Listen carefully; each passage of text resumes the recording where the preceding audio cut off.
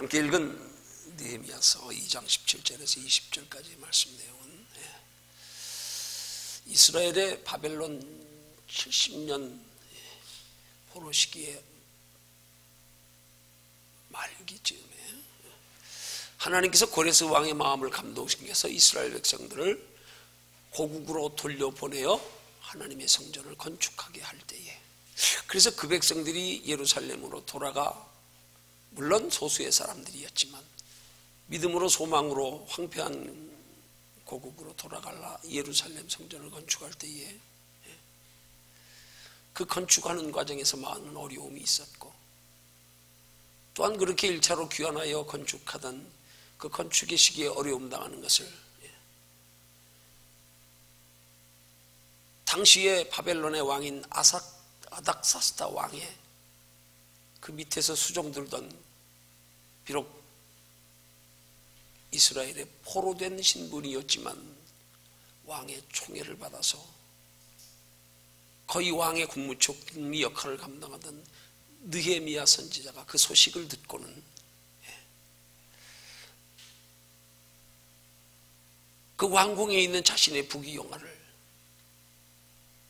다 내려놓고, 그리고 예루살렘 성전의 회복을 위하여 금식하여 기도하면서 자신이 직접 예루살렘으로 가서 성전 건축을 위해 헌신하기로 결심하는 모습이 오늘 본문의 주된 내용입니다.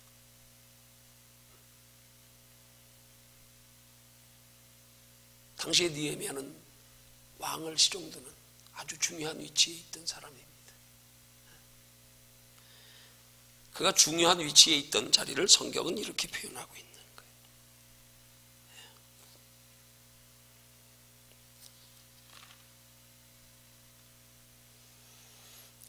2장 1절에 보면 이렇게 표현합니다. 아닥사스다 왕이 20년 니산롤에 왕의 앞에 술이 있기로 내가 들어 왕에게 드렸는데, 여러분, 왕 앞에 술을 시종도로 드린다고 하는 것은 왕의 특별한 신임을 얻은 그런 사람만이 할 수 있는 일입니다. 여러분, 요셉 때의 이야기를 잘 알잖아요. 요셉이 포디발의 아내의 모함으로 옥에 갇혔을 때에 왕을 측근에서 보좌하던 두 술 맡은 관원장과 떡 맡은 관원장이 어떤 사건으로 인해서 옥에 갇혀졌을 때에 요셉의 꿈 행몽대로 떡 맡은 관원장은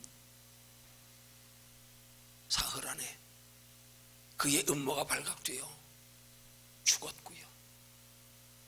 술 맡은 관원장은 그의 복직이 회복된 내용. 그리고 나서 만 2년이 지나서 그가 옥에 있을 때에 요셉을 통하여 꿈 해몽을 들었던 대로 자기가 왕을 보좌하는 측근에서 복직되었을 때에 2년 뒤에 왕의 이상한 꿈을 통하여 그가 추억하면서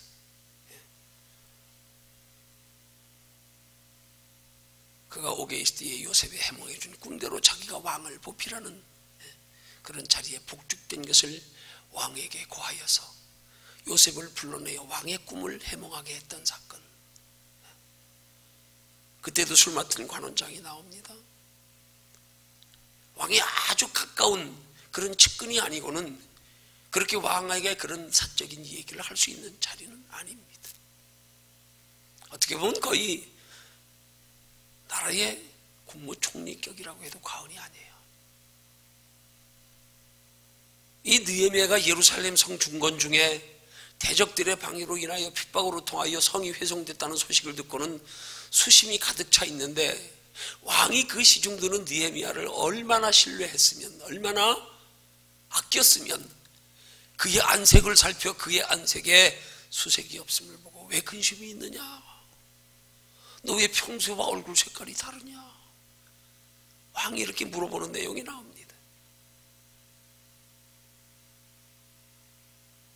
그때에 느헤미야가 하나님 앞에 기도하고 자신의 얼굴에 근심이 있는 이유를 말합니다. 그때 하나님께서 다시 한번 이 아닥사스다 왕의 마음을 움직여서 예레미야 선지자를 나라의 중책을 맡고 있음에도 불구하고 이 느헤미야의 요청대로 허락하여 예루살렘 고구로 성전을 재건하러 가는 일을 허락하여 주는 그런 사건이 오늘 본문의 내용입니다. 오늘 이 말씀을 통하여 살펴볼 하나님께 주신 말씀의 제목이 사명입니다. 하나님께 주신 제목의 말씀의 사명은 오늘 본문에 나타난 구절과 대조해 보면 쉽게 매칭이 될 수 있지만 그 사명은 예레미야 선지자가 고국 하나님의 성전 예루살렘 성전이 회파됐다는 소식을 듣고 마음 아파하며 금식하며 기도하고 그 성전을 재건하려고 자기의 귀한 직책을 내려놓고 고국으로 떠나기로 결단하는 모습 속에서 우리는 사명이라는 적합한 제목을 우리가 여기서 찾을 수 있습니다. 그렇지만 오늘 이 사명이라는 제목이 오늘 우리 교회와 성도들에게 있어서 굉장히 적절한 시기에 주신 말씀이다, 그렇게 생각이 됩니다. 뭔가 하나님의 뜻이 있고 사명이 있어서 이날까지 이곳에서 복음을 전하며 함께 복음의 사역을 함께 은혜 받으며 감당하다가 이제 하나님의 또 때가 되어서 또 다른 사명을 저와 여러분들 각자에게 주시려고 이런 사명에 관한 말씀을 오늘 우리에게 주신 것이라 그렇게 생각합니다. 또 상세한 말씀드리지만 지금 이 설교 제목을 받는 것조차도 그냥 받는 것으로 그치지 아니하고 어느 시간에 설교할까요? 이것까지도 하나님 앞에 물어서 응답받아서 합니다. 하나님이 저에게 적절하게 그 말씀에 주신 말씀의 제목들을 가지고 언제든 내가 기도하여 정하라고 하셨지만 제가 일부러 제가 정하지 않겠다고 결정권을 하나님 앞에 넘겨드렸어. 하나님, 내가 정하여 전하는 것보다 다시 한 번 또 하나님께 맡겨서 그때 하나님이 나보다 더 적절하게 주시는 말씀을 받아서 전하기 원합니다. 그래서 우리 기도하는 사람들에게 맡겼어요. 특별히 우리 청년들 영적으로 많이 열려주셔서 굉장히 빨리 열렸어. 그래서 맡겨주었어요.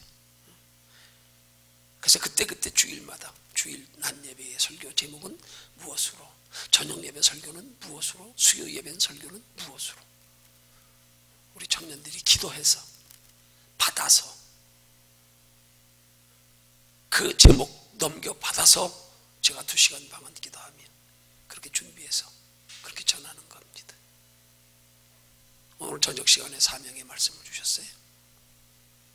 지금 아주 이 시기에 가장 적절하게 주신 사명, 여러분 우리 지금 이 시점에서 우리에게 가장 중요한 것 사명입니다.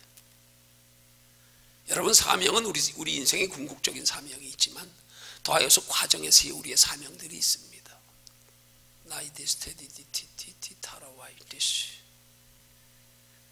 그 사명은 시기에 따라 다르기도 하고 단계에 따라 다르기도 하고 하나님이 예비하신 뜻에 따라 다르기도 합니다.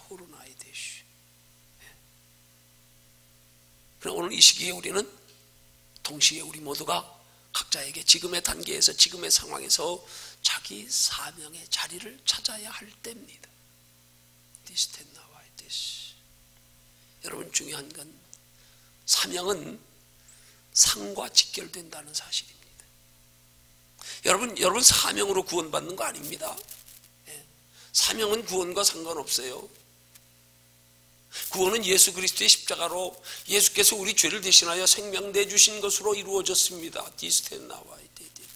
이후에 우리의 사명은 구원받은 하나님의 자녀된 성도들이 마땅히 하나님께서 계획하시는 바, 하나님의 뜻하시는 바, 우리에게 원하시는 바가 무엇인지를 알고 그 일하는 걸 일컬어 사명, 우리 편에서는 소명이라고 말합니다.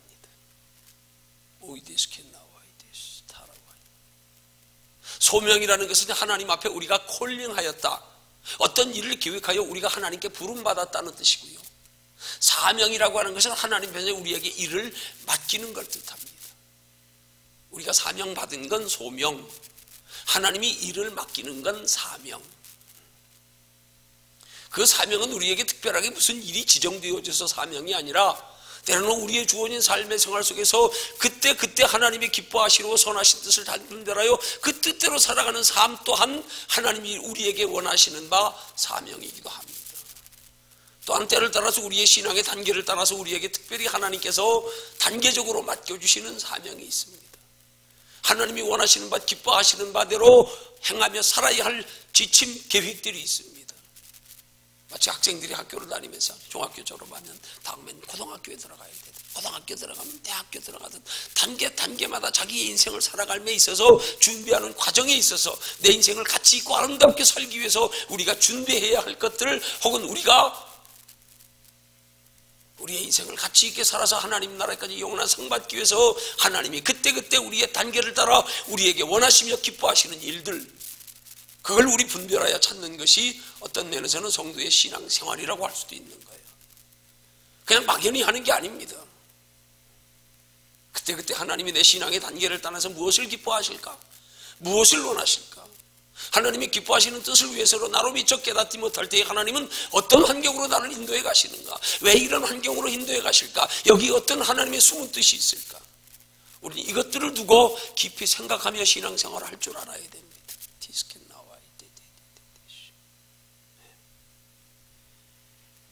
그래서 이 시기에 저와 여러분들 각자가 하나님께서 우리에게 원하는 바, 그 사명을 감당하기 위해서, 또한 그 사명을 감당하는 과정에 있어서도 단계 하나님의 인도하심은 한 걸음 한 걸음 하나님의 교육하시는 뜻이 또한 있다는 사실이에요. 그것 또한 우리가 하나님의 때와 시기와 방법을 바라보면서 내가 앞서지 아니하고 지혜롭게 하나님의 때에 맞추어 하나님의 방법에 준하여 한 걸음 한 걸음 나아가는 것 또한 하나님께 지혜고 하나님을 기쁘시게 잘 섬기는 것으로 우리에게 상과 직결된다는 사실입니다. 티스텐 타라와이. 그러기 위해서 오늘 말씀은 서론적으로 제 삶의 간증을 먼저 드리고 나서 티스텐 타라와이 연결해서 느헤미야의 모습을 통해서 교훈받으려고 합니다. 후루나와이 데시. 제가 어느 날 성경 보다가 창세기 보다가 하나님이 엿새 동안 천지를 창조하신 하나님의 치밀한 계획 속에 먼저 창조의 바탕을 만드시고 거기에 비롯된 생명체들을 하나하나 창조하시는 모습 속에서 제 인생의 가치관이 어느 날 180도로 뒤집어졌습니다. 호이스텐 타라와이. 정말 하나님 살아계시는구나. 이제 알았다. 내 인생이 어디서 와서 어디로 가는지. 그럼 이제부터 내가 어떻게 살 건가? 그래, 이제부터 나를 향하시는 하나님의 뜻이 무엇인지를 뭔가 깊이 생각하고 깨달아서 하나님이 기뻐하시는 뜻대로 살아야지. 그렇게 기도하다가 제 속에, 마음속에 그때 생각나며 그때 저희 환경 속에서 뭔가가 보여진 것이 제가 할 수 있는, 내가 하나님 만나고 나서 내 인생이 이제부터 어디로 가서 어디로 가는지를 알았기에 남은 인생 내가 군생활 계속할 게 아니라 이제는 준비해서 하나님 기뻐하시는 삶을 살아야지. 어떤 자리일까를 찾다가 부산에 있는 한국 해양대학교를 알게 된 거예요. 10개월 동안 기도했습니다. 10개월 만에 응답받았습니다. 그 과정은 제가 지금 정확히 말씀 안 드리는 건, 제가 지금 말씀하고자 하는 것은 이 후에 있을 이야기이기 때문에. 응답받아 해양대학교 갔습니다. 군사학 교수로요. 정말 귀한 자리. 저와 같은 직책에 있는 군인이 들어갈 수 있는 거의 1000명에 1명꼴? 아니, 10,000명에 1명꼴 될 거예요. 그런 자리요. 기적적으로 하나님의 인도하심으로 응답으로 들어가게 됐습니다. 정말 그 과정에서 하나님의 살아계심을 저는 철저히 또 한 번 경험했습니다. 그래서 해양대학교 군사학 교수로 부임 가서 항해술을 한국해양대학교 상해학과 4학년 학생들을 가르치면서 저 나름대로 거기 간 목적을 실천하기 위해서 시간마다 제 교수 시간만 끝나면 사무실에서 성경 보기 시작했습니다. 빨간색 명책편을, 옛날 옆에가 빨갰잖아요. 이제 하나님 나를 필요로 하는 것으로 준비하여 가겠습니다. 저는 그때부터 제 사명의 자리를 찾았습니다. 평신도였습니다.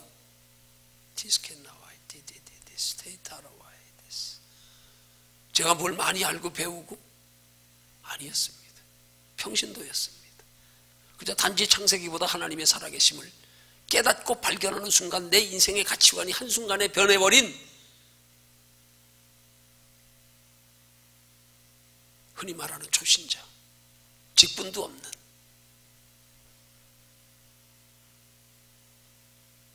그때 주변 사람들은, 아는 사람들은 내가 변화되어 그들과 대화할 때마다 그랬어요. 이 선생님, 어이구, 이 선생님은 장참 목사가 돼야 될 사람인 것 같은데. 아니, 저는 그 말이 귀에 들어오지도 않았어요. 왜? 평신도였기 때문에.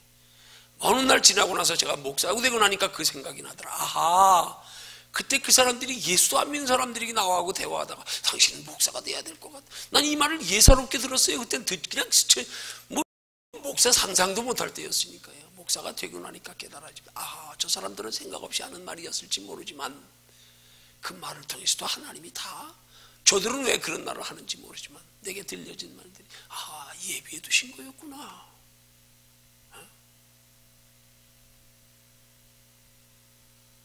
하나님이 내게 예비하신 것을 찾기 시작하면서 제 마음의 때가 되오니까 빨리 찾군가 싶은 마음이 들기 시작하는 거예요.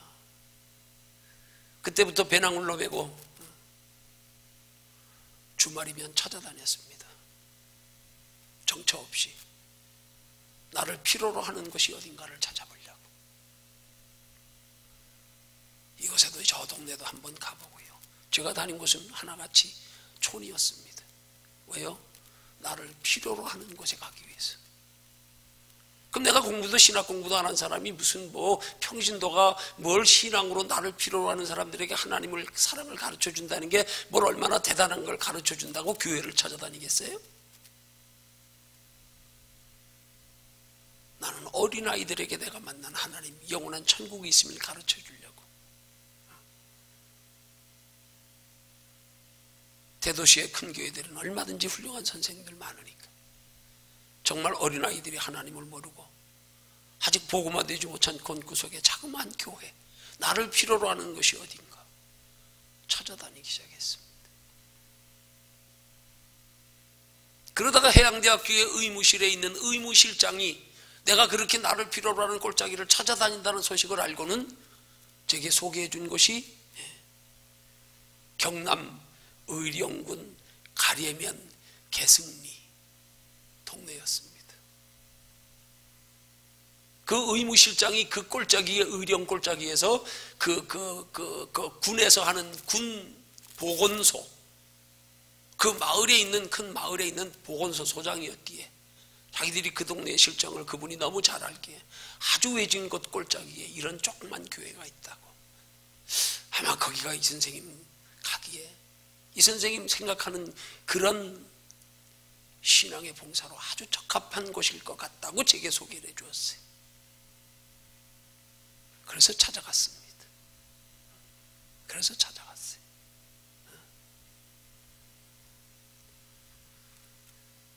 찾아가 보니까 정말 내가 필요한 것이더라고요. 그때 주일날 가서 그 가불교회에서 예배를 드렸습니다. 어른들이 7명인가 6명인가요? 그렇게 예배 드리는 시간에 아마 그분들은 내심 굉장히 놀랐을 거예요. 낯선 사람이 왔으니까. 내 나이 또래 젊은 남자분이 풍금을 치더라고요. 소리도 잘 안 나는 거, 발로 밟아가지고 바람 넣어가지고 치는 거, 어정쩡하게 그렇게 반주를 하면서 예배를 드리더라고요. 노인들하고 앉아서. 아, 여기가 날 필요로 하는 곳이군.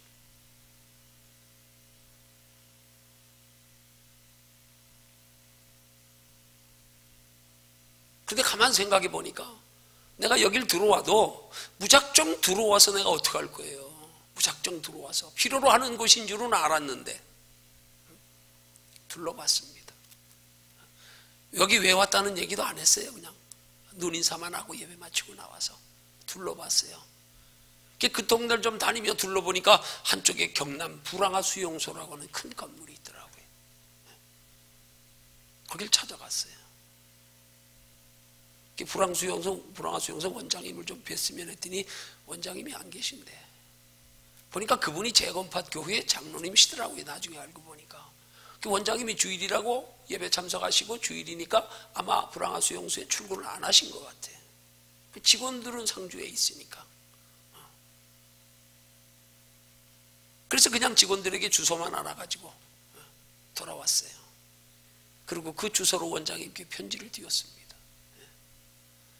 제가 이런 사연으로 하나님 만나서 내 인생의 가치관이 변화되었고, 그래서 이 꼴짝이 들어와서 자그마한 교회에 하나님의 사랑을 모르는 아이들에게 하나님의 사랑을 가르치며 내가 여기서 이 골짜기에서 내가 살고 싶다.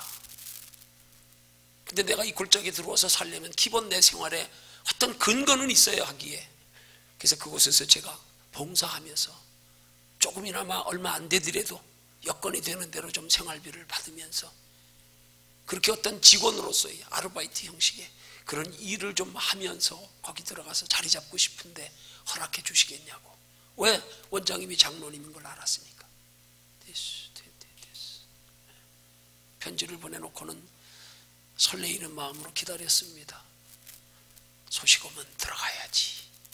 각오하고 다 정리하고 들어가야지. 예.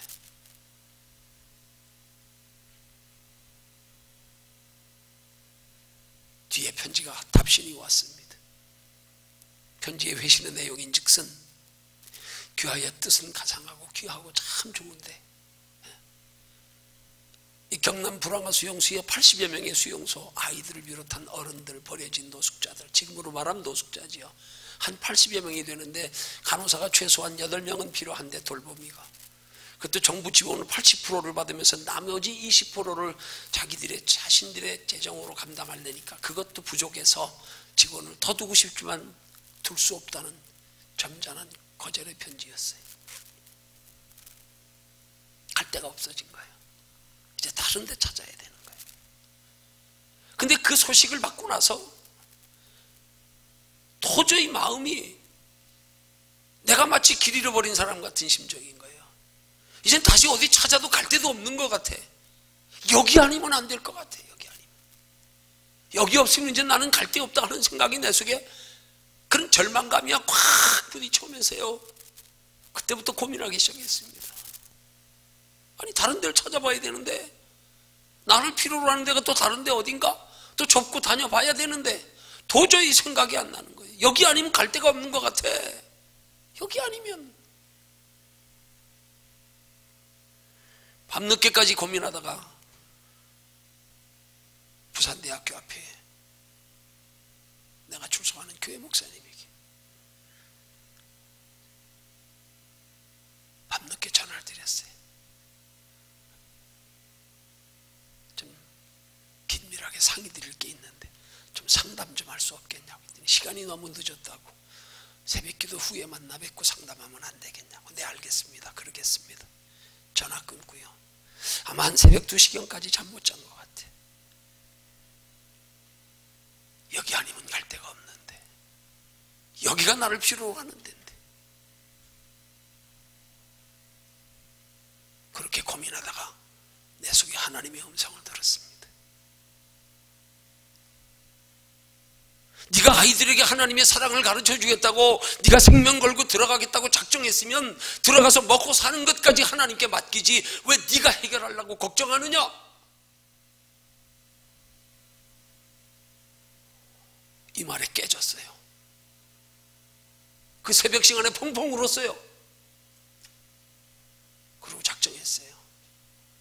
알았어요. 하나님 들어갈게요. 들어가서 먹고 살 수 있는 수입군은 지금 보장이 안 돼 있지만 일단 들어갈게요. 예, 가겠습니다.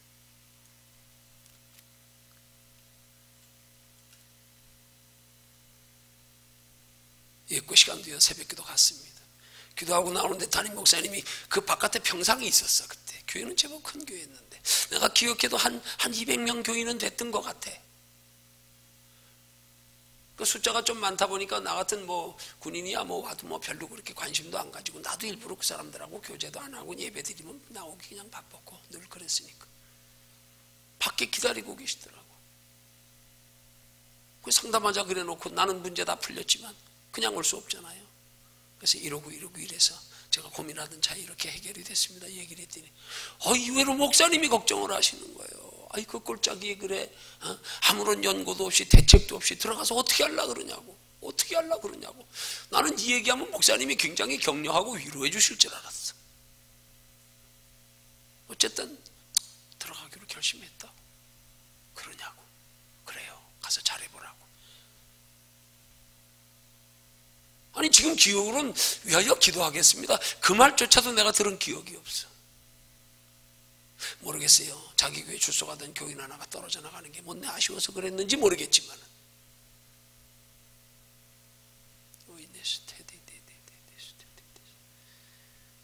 그때 제가 거기를 떠나오면서 의령골짜기 들어가기 전에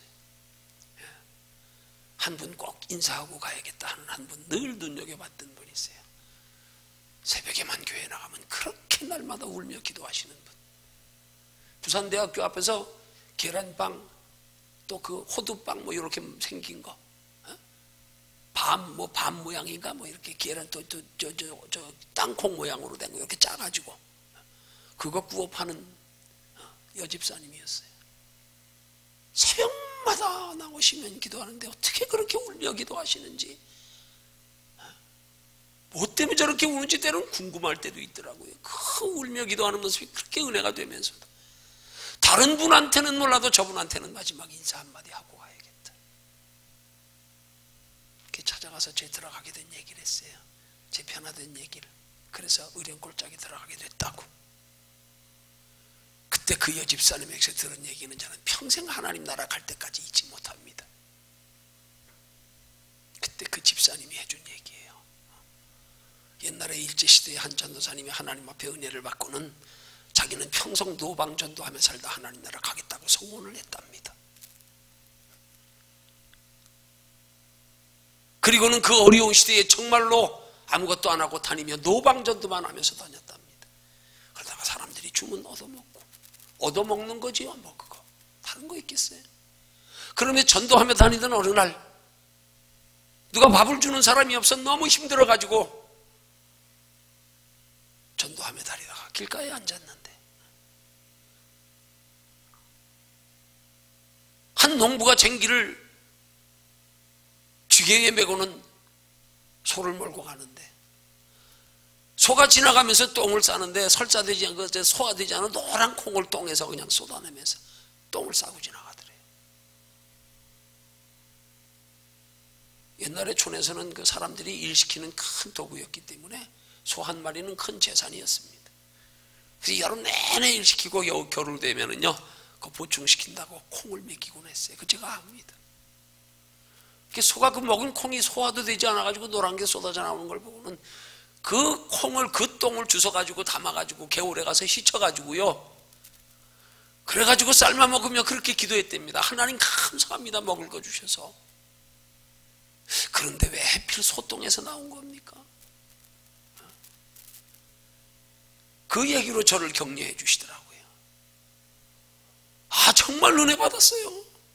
평생을 내가 잊지 못하는 이야기입니다.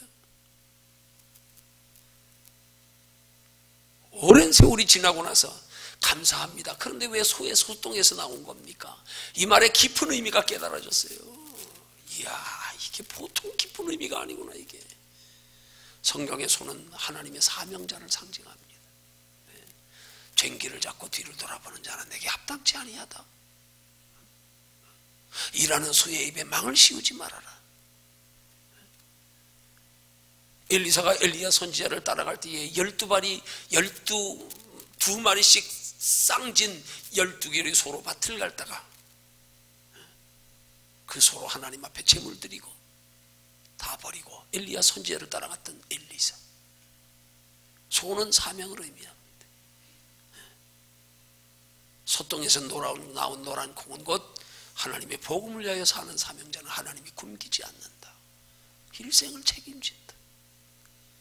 이걸 가르치는 거였더라고요. 참 기가 막힌 거 아니에요? 기가 막힌 거 아니에요? 그래서 제가 의령골짜기 찾아 들어가게 된 겁니다.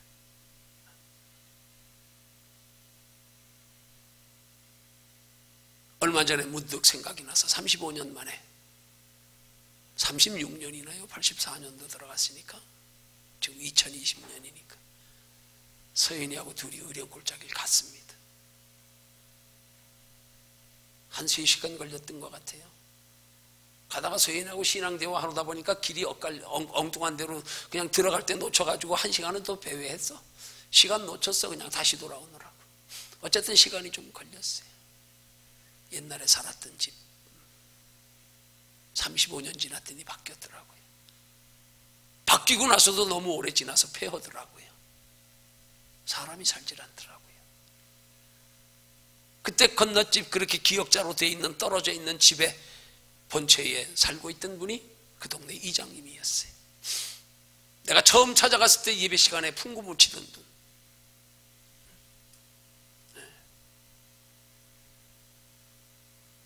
이런 골짜기 들어가서 내가 이렇게 왔노라고 얘기했더니 이장님이 나를 데리고 이상한 눈으로 쳐다보다가 그래도 교회에 봉사하러 왔다 그러니까요.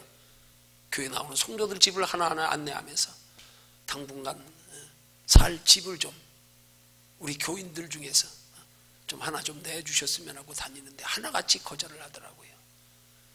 지나보니까 지금 이해하겠어요. 멀쩡한 사람이 들어와서 골짜기 들어와서 산다니까 저분들이 이해가 갑니까? 당연하죠. 당연하죠. 그 이장 집사님이 앞서가며 그럽디다. 에이, 교인들 너무하네. 우리 작은 교회 와서 그렇게 힘써 도와준다는데 어떻게 그렇게 빈집 하나도 그거 그냥 골방 하나 안 쓰는 거 하나 좀 건넌방 같은 거 하나 내줘도 될 텐데.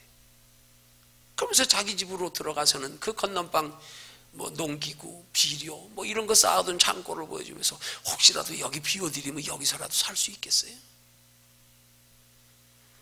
나 거기 보는 순간에 앞이 캄캄합디다. 야, 여기 들어와 살겠나?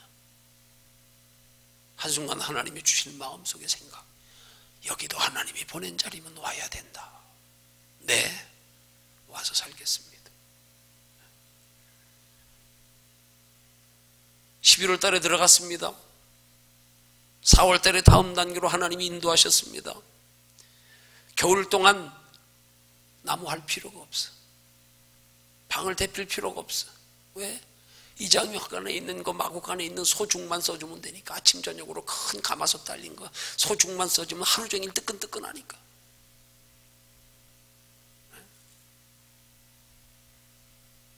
그 집이 36년 만에 갔더니 그나마도 바뀌고 폐허가 돼 있고 들어가는 입구는 그 풀 가시덤불 같은 것들이 그냥 막 쌓여가지고 들어갈 길도 없더라고요.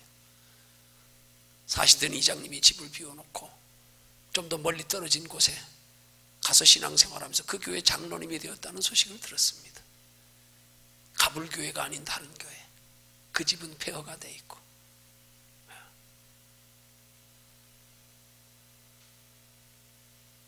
오늘 이 사명이라는 제목 앞에 왜 서론적인 이런 말씀을 드리느냐. 여러분, 예수 그리스도를 믿어 구원받아 영원한 하나님의 나라가 있음을 알고 그리고 나서부터 우리의 남은 여생의 신앙생활은 상받기 위한 신앙생활입니다. 우리 앞에 상이 없다면 예수 그리스도를 영접한 이후에 하나님 나라에 갈 때까지의 삶은 아무런 의미와 가치를 거기서 부여할 수 없고 찾을 수 없어요. 구원받았으면 됐잖아요. 그러니까 많은 사람들이 그 이후에 변화된 삶을 살지 못하는 거예요. 다시 구원받은 것과 함께 구원받았으니까 됐고 다시 예수님의 삶의 방식으로 돌아가서 또 세상 것에 소망 두고 살다가 그냥 가는 것밖에 없습니다. 그러니까 그리스도인들이 변질되고 세속되는 거예요. 네. 구원받은 이후의 삶은 사명 따라 사는 삶입니다. 누구에게나 사명은 다 있습니다. 시스템 나와 단계를 따라서 사명이 있습니다. 그 사명 찾아 살아가는 삶이 여러분의 인생을 정말로 하나님의 나라에 영원히 복되게 한다는 사실을 깨달으시기를 주님의 이름으로 축원합니다. 많은 사람들이 신앙생활에서 사명의 자리를 찾지 않아요. 그저 편한 자리,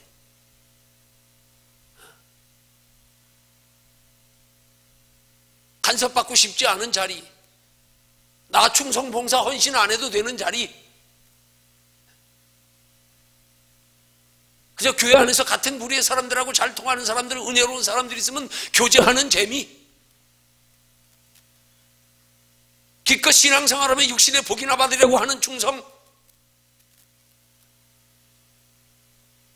조금 교회 분위기 나와 안 맞고 성격 안 맞고 사람들 좀 이질감 있으면 아이고 저긴 나 다닐 때 아니네.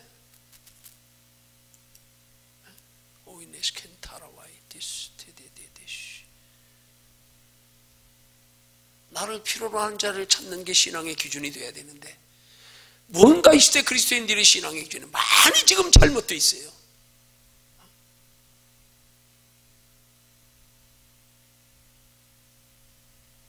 저 중학교 2학년 때까지 그냥 어머니 손에 붙들려서 그냥 교회 다닌 것 뿐이에요. 소위 말하는 모태신앙. 중학교 2학년 때 나를 중등부 회장시키는다면 그때부터 부끄러워가지고 소심해가지고 그때부터 교회 멀리하게 된 게 나이 30대 때까지 하나님과 아주 멀었어요. 그럼 무슨 신앙의 기본이 있을까요? 나이 30에 성경보다 창세기 보다가 한순간에 인생의 가치관 바뀌었습니다. 변화되었습니다. 그리고 나서 찾은 자리가 하나님 이후로부터 나를 필요로 하는 곳에 가서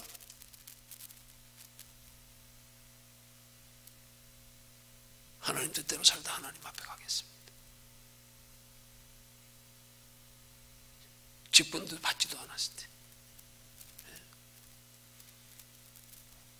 그때부터 한 걸음 한 걸음 내 인생의 길을 인도해 오신 하나님이 여기까지 이르게 하셨고요. 여기까지 이르게 하신 것은 제 인생의 전반전입니다. 이제 준비시키시고 훈련시키시고 단련하시고 이제로부터 내 인생의 두 번째 사명의 길이 기다리고 있습니다.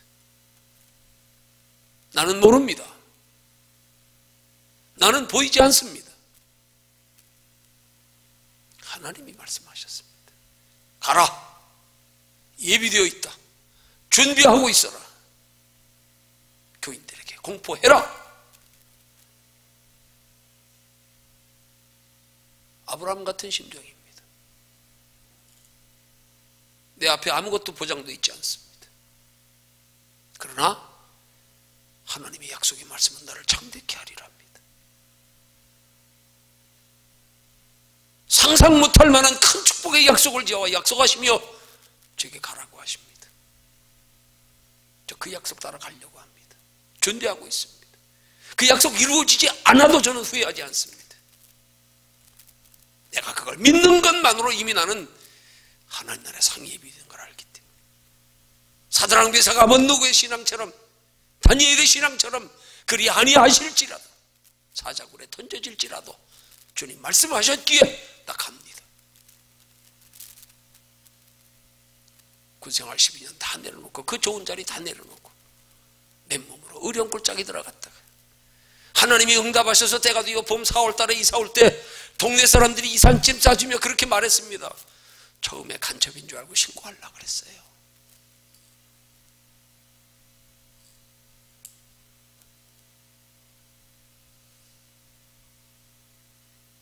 이날까지 살아오면서 내 인생의 앞길에 대해 한 번도 제가 걱정하고 염려하고 계획 세워본 적 없습니다. 말 그대로 내일 일은 난 몰라요. 하루하루 살아요. 일반 기성교인들하고도 접촉도 별로 없는 그런 고별된 삶의 골짜기에 들어가서부터 시작되어졌어요.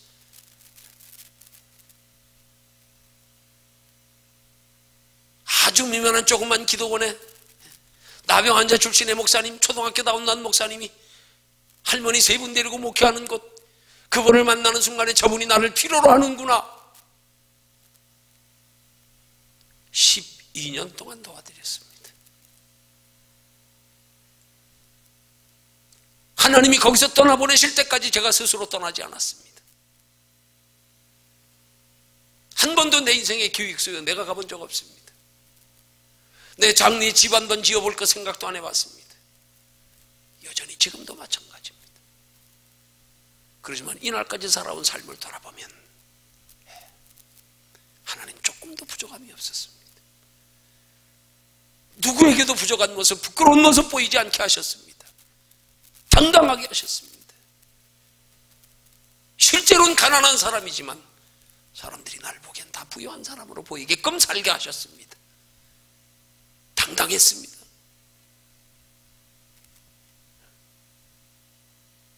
오늘까지. 어느 때부터요? 성경 보다가 내 인생의 가치관이 180도로 뒤집어지고 인생이 어디서 왔다 어디로 가는지를 알고 이제 하나님의 뜻대로 살겠다고 다짐한 날부터 이날까지요.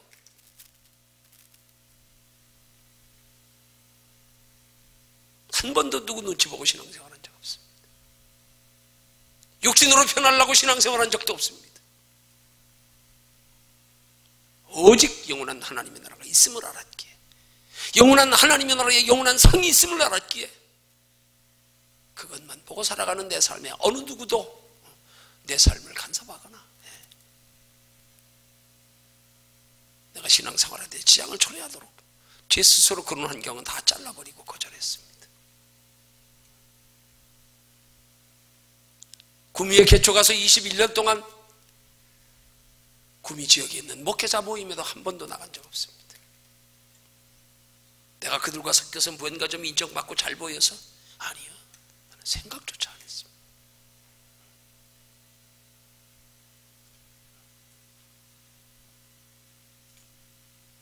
여러분, 사명 따라 살면은요, 하나님이 인생 책임집니다. 여러분 바라기는 여러분 사명지 찾으실 때에 하나님이 내게 원하시는 자리가 어딜까를 좀 기도해 보시기 바랍니다. 진지하게. 더여 나를 필요로 하는 자리가 어딜까?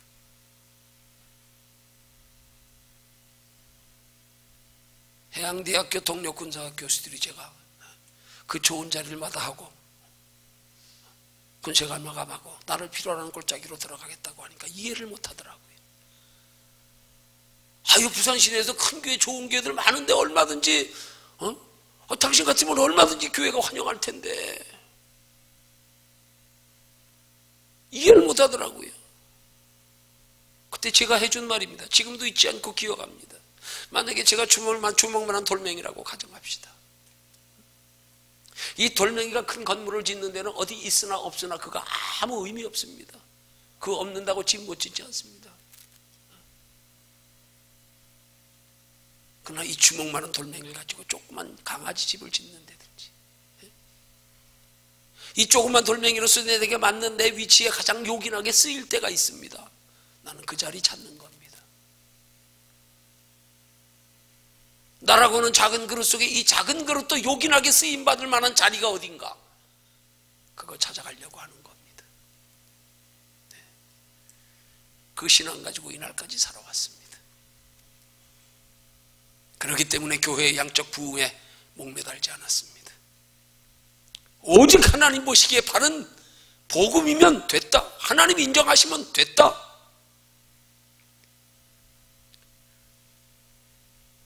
하나님이 제게 주신 비전을 따라 개척하면서부터 3만 평 전원교회가 기도 제목이었습니다. 어느 날 하나님이 강단의 기도 중에 깨닫게 하셨습니다. 그런 기도하게 하셨습니다. 큰 교회가 되기를 구하지 말고 하나님 보시기에 바른 교회가 되기를 구하라. 그 응답받고 다 적었습니다. 그때부터 제 기도 제목은 매 주일마다 감사 헌금에는 하나님 보시기에 바른 교회 되게 하심을 기뻐요. 감사합니다. 지금까지입니다. 오늘까지입니다.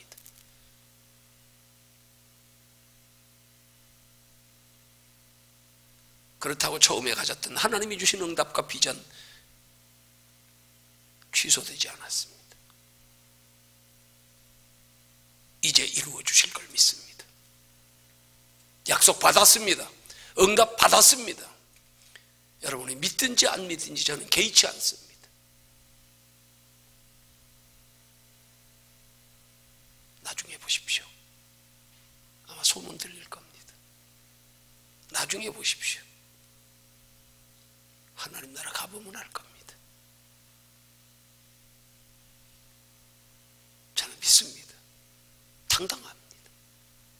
동하여 그리 아니하실 자로도의 신앙까지 가지고 있습니다.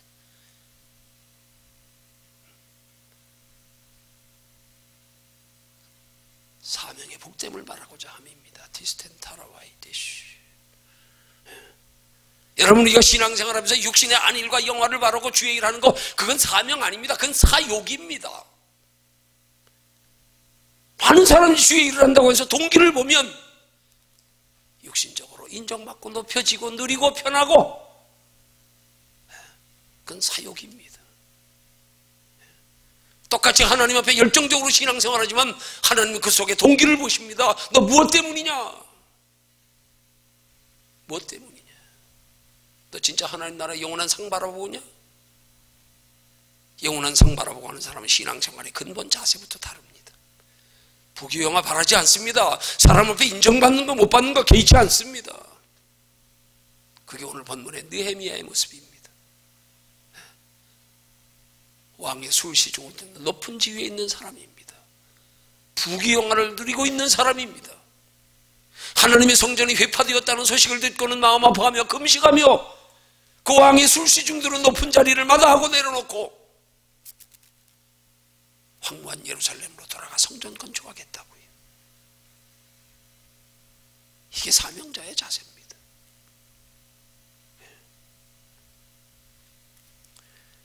이런 자세 가지면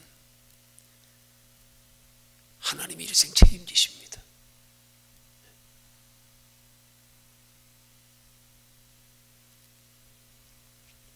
여러분, 구원받은 성도의 구원받은 이후에 우리 신앙생활은요, 육신의 시간, 건강, 물질을 가지고 영원한 하나님의 나라 상을 준비하며 살아가는 게 돼야 되는 거예요.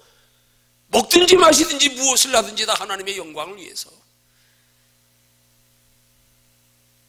그 구원받은 이후의 삶이라고 우리가 스스로 자청해서 가난에 처하고 아닙니다. 우리가 먹든지 마시든지 주의 영광을 위한 목적만 바르게 설정하고 살아가면 때를 따라 하나님이 높이시기도 하고요. 그건 하나님이 하실 일입니다. 그런 신앙만 되면 때를 따라 하나님이 높이시면 우리가 상상지 못할 만큼 아주 높이시는 자리까지도 하나님 높이실 수 있는 거예요. 모세처럼요. 아브라함의 종이 318명이나 되는 것처럼.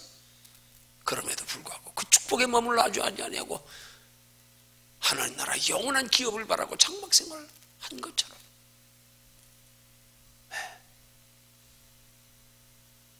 하나님 그냥 두지 않습니다.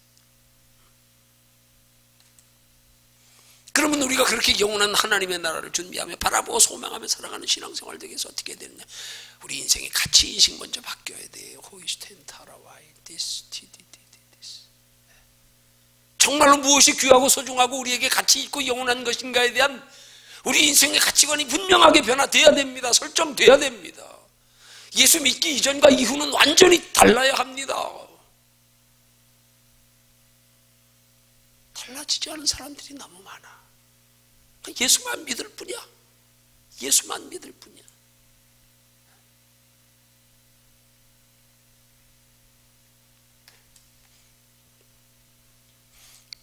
여러분, 하나님 앞에 사명받은 자에 따르는 축복은요, 큰 축복입니다. 나이 테스테디 디켄나이어던 나시테이타라와이데스. 육신의 축복에 더하여 마음의 평안의 복과 함께 하나님 나라 영원한 칭찬의 상급과 멸류관의 복까지. 적은 육신의 복으로도 당당할 수 있고 만족할 수 있고 자부심 가질 수 있고, 오히려 육신적으로 내가 가난하지만 저 부유한 사람들은 하나님 없이 살아가는 삶, 목적 없이 살아가는 삶 보면 불쌍하게 여겨지는 거 안 됐다. 인생이 어디서 와서 어디로 가는지도 모르고 티스텐 나와 있대. 위하여 기도해 주게 되고 나이스테이디.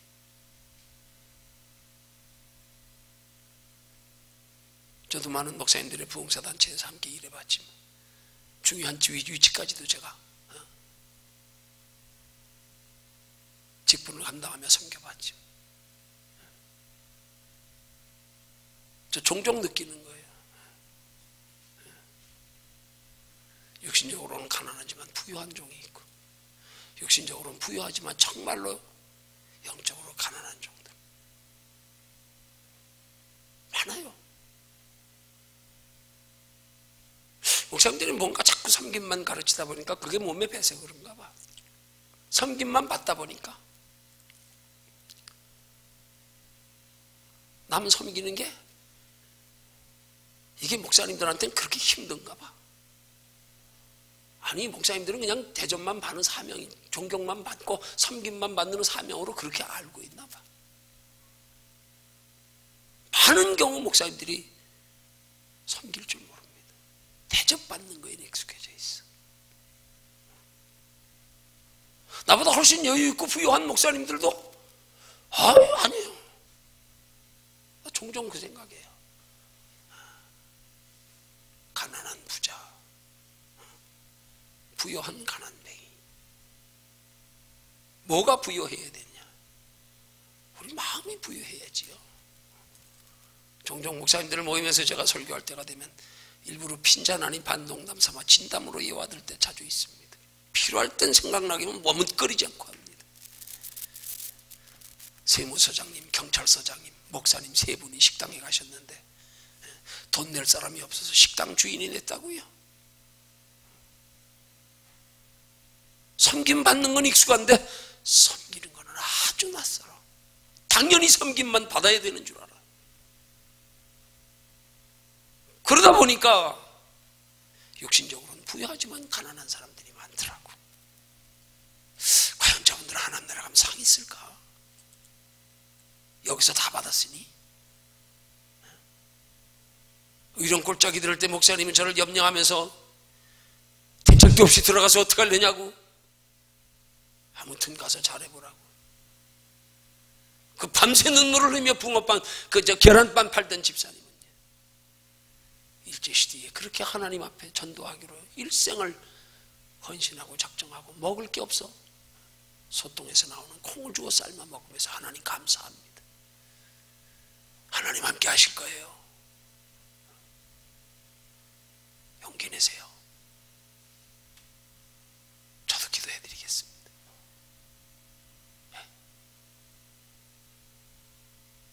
우리 예수 믿는 사람들은요, 사명에 대해서 좀 민감해야 돼요. 내 인생이 어디서 왔다 어디로 가는가, 어떻게 살다 가야 될까. 짧은 육체로 이 땅에 살다 가는 건 누구나 다 마찬가지인데, 우리는 우리 속에 하나님의 생명이 있기에 그걸로 끝이 아니라 장차 조만간에 하나님 앞에 설 텐데, 그때 하나님 앞에 섰을 때 너 짧은 인생 뭐하다 왔냐, 뭐하다 왔냐 물으시면 뭐라고 대답해야 할까. 평신도 때 대덕골짜기에서 통합적 장로님 세 분 계시는 그 장로님 중에 유명한 장로님이 꽤 오래전에 잡고 하신 유한식 장로님, 통합적 교회의 부총회장까지 했던 분이니까 촌에 계시면서도 역사가 80년 된 교회. 그 담임 목사님이 어느 날 그렇게 내가 간첩설이 들어가면서 의령골짜기에 있다가 다음 단계로 대덕에 이사 왔더니, 글쎄요, 날 특별하게 봐서인가요? 아니, 그렇게 장로님이 세 분이나 계시는 기성교회, 큰 교회, 통합적 교회, 담임 목사님이 어느 날 출장을, 무슨 출장인지도 모르겠어, 부득이 주일을 비우게 되셨는데 날 불러서 이 선생님 주일날 예배 설교를 한 번 하래. 앞이 캄캄하죠. 평신도 가요. 평생 설교해 봤나요? 설교가 뭔지도 모르는데요. 장로님이 세 분이나 계시는데요. 그것도 수요일날 예배 끝나고 나서요.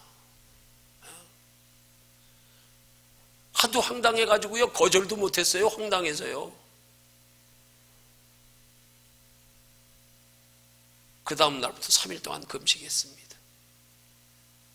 앞이 캄캄한데요, 뭐 평생 설교를 해봤어야지요. 제가 3일 동안 금식하면서 기도한 말이라고는 오직 한 가지밖에 없어요. 한 가지밖에 없어요. 한마디요. 하나님 나 어떻게 해요? 3일 동안요, 그냥 생각만 나면 하나님 나 어떻게 해요? 하나님 나 어떻게 해요? 3일 동안 그 얘기밖에 한 게 없어요. 기도라고는 하나님 앞에. 말 그대로 억장이 무너지는 거지요, 평신도한테. 그리고 주일날 이웃꽃단에 올라갔습니다. 장로님 사회 보고 대표기도 하고. 제 순서대에서 다녔었는데요. 지금도 설교한 내용 아직도 잊혀지지 않습니다. 왜 그렇게 담대하겠어요? 장로님 3분 두고 우리 인생 어떻게 살다 하나님 앞에 설 건가에 대한 설교를 했어요. 그때 장로님 3분을 예로 들어 설명했어요. 아니 3일 동안 어떻게 할지를 몰라가지고 평생 설교도 안 해본 사람이 하나님 앞에 나 어떡해요 나 어떡해요 그 말밖에 못한 사람이 강단에 서가지고 하나님 앞에 서야 할 우리의 일생의 짧은 인생 어떻게 살다 갈 걸 얘기하면서 제가 그렇게 말했어요. 다른 분들한테 얘기하면 혹시 시험 드실까봐 믿음 좋으신 장로님들을 예로 들어서 제가 설명합니다. 제가 그렇게 묻습니다. 만약에 하나님께서 유한식 장로님 하나님 앞에 섰을 때 유 장로야 너 평생 뭐 하다 왔냐 물어보면 그때 유 장로님이 벌 키우셨거든. 예, 평생 벌 키우다 왔습니다. 그렇게 대답하실랍니까? 그 다음에 이현창 장로님 계셨어요. 방앗간 하시는 분이에요. 이현창 장로님 하나님 앞에 서시면 뭐라고 말씀하실랍니까? 네, 평생 방앗 짓다 왔습니다. 또 3번째 장로님 김창녕 장로님 하나님 앞에 서실 때 평생 뭐 하다 왔냐 물어보면 네, 평생 양복 짓다 왔습니다. 그렇게 대답하실랍니까? 이게 3일 동안 금식하며 하나님 나 어떡해요? 하나님 나 어떡해요? 하나님 나 어떡해요? 이러다가 금식 끝나고 단에 올라서서 평신도가 한 설교 내용 핵심입니다.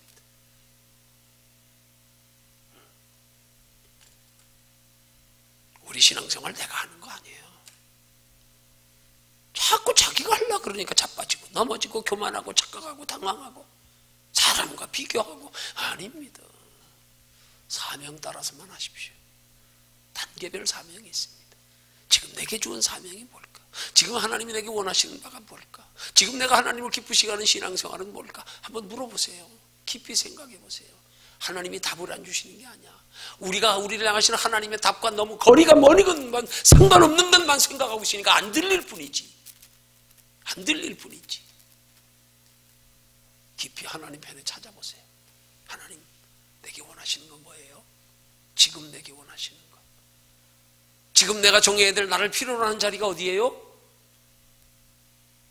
한번 바로 물어보세요. 만나주시는 하나님입니다. 오늘 말씀 길었습니다. 사명 따라 사는 삶 되시기를, 사명 따라 여러분의 남은 여생의 길을 하나님께 물어 결정하는 지혜로운 성도들 되시기를 주님의 이름으로 축원합니다.